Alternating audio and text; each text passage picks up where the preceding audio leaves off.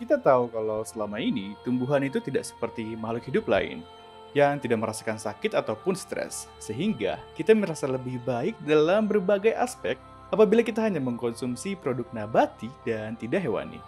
Tapi gimana kalau ternyata sains modern menemukan bahwa tumbuhan juga merasakan sakit dan stres, bahkan berteriak ketika dipotong?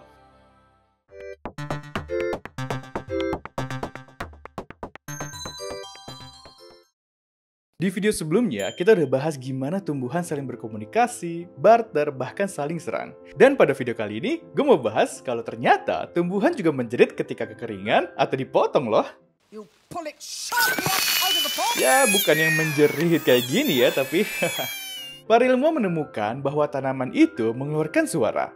Iya, suara tidak hanya berkomunikasi melalui akar seperti yang udah kita bahas kemarin, tapi suara yang bisa didengar oleh makhluk hidup lainnya. Dan para ilmuwan menemukan bahwa tanaman mengeluarkan suara 35 kali per jam apabila dalam keadaan kekurangan air atau setelah dipotong. Namun, tanaman yang tidak dipotong atau tidak kekurangan air hanya mengeluarkan 1 kali suara aja per jamnya. Iya sih, nggak bisa didengar sama manusia, karena manusia hanya dapat mendengar pada 20 Hz sampai 20 kHz aja, sedangkan tanaman mengeluarkan gelombang suara pada gelombang ultrasonik, yaitu sekitar 20 sampai 100 kHz, yang memiliki frekuensi serupa dengan binatang seperti kelelawar, tikus, dan ngengat. Bahkan, ada penelitian lain yang menemukan bahwa mereka tidak hanya bersuara pada frekuensi yang sama, tapi ternyata tumbuhan juga dapat merespons suara yang dibuat oleh binatang loh. Untuk mempelajari suara tumbuhan ini, para ilmuwan menempatkan tanaman tembakau dan tomat di dalam kotak kedap suara yang dilengkapi dengan mikrofon. Nah, mikrofon ini menangkap suara apapun yang dibuat oleh tanaman. Walaupun para ilmuwan tidak dapat mendengarnya secara langsung, tapi ini sangat jelas terekam pada mikrofon dan alat perekam khusus yang dapat mendengar suara pada gelombang ultrasonik. Khususnya pada tanaman yang kekurangan air atau yang baru aja dipotong. Para ilmuwan sudah memproses suara ultrasonik ini agar bisa kita dengar. Tapi gimana cara tumbuhan dapat mengeluarkan suara? Padahal tumbuhan tidak memiliki paru-paru maupun pita suara. Teori saat ini, tanaman membuat suara dari xilem mereka, yaitu tabung yang mengangkut air dan nutrisi dari akar ke batang dan daun.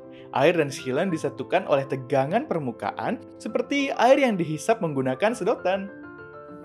Saat gelembung udara terbentuk atau pecah di xilem, mungkin akan menimbulkan sedikit suara letupan. Pembentukan gelembung lebih sering ketika tanaman pada kondisi stres kekeringan.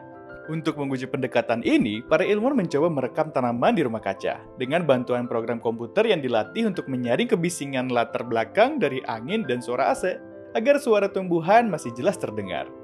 Studi juga menemukan bahwa tanaman seperti gandum, jagung, dan anggur juga mengeluarkan suara ketika mereka haus atau kekurangan air. Penelitian sebelumnya juga mempelajari apakah tumbuhan dapat mendengar suara atau tidak, dan menemukan bahwa bunga mawar malam pantai melepaskan nektar yang lebih manis saat mendengar suara lebah terbang.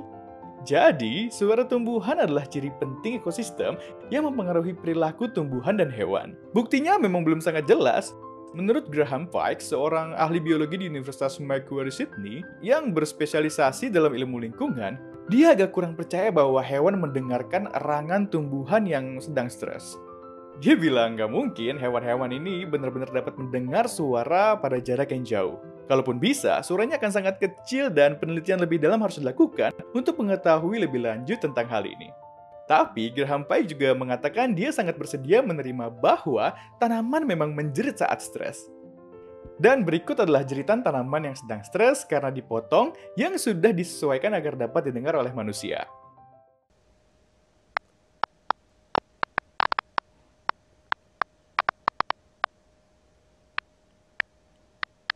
Menarik ya, kalau ternyata tumbuhan memiliki banyak rahasia yang belum kita ketahui. Video berikutnya kita bahas tentang buah-buahan yang selama ini kita anggap natural, ternyata adalah hasil modifikasi manusia. So, jangan lupa subscribe untuk konten sains seru berikutnya.